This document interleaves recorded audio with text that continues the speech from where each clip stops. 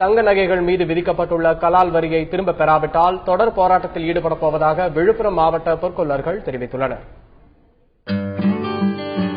விழுப்புரம் மாவட்டத்தில் 15,000க்கும் மேற்பட்ட பொற்கொள்ளர்கள் நகை செய்யும் தொழிலில் ஈடுபட்டுள்ளனர்.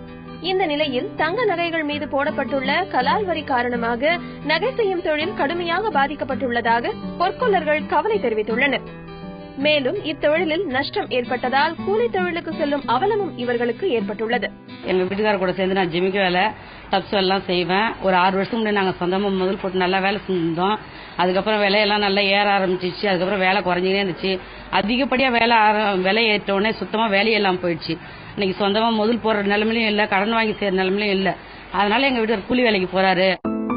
பாதிக்கப்பட்டுள்ள தங்களின் தொழிலை மீட்டெடுக்கும் வகையில் கலால் வரியை திரும்பப் பெற வேண்டும் என்று பொற்கொள்ளர்கள் மத்திய அரசுக்கு கோரிக்கை விடுத்துள்ளனர்.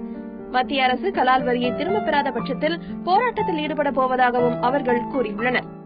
புதிதாக கலால் வரியை நியமித்ததன் மூலம் எங்களுக்கு ஒரு அச்சத்தை உருவாக்கி இருக்கிறது மத்திய அரசு.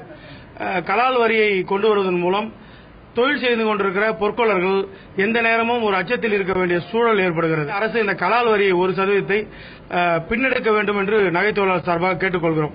தவறும் பட்சத்தில் நகை கடைக்காரர்களுடைய இந்த 3 நாள் கடையடைப்பை தொடர்ந்து நகை தொழிலாளர்களும் போராட்டத்தில் இறங்க வேண்டிய சூழ்நிலையை அரசு உருவாக்காது என்று எதிர்பார்க்கிறோம்.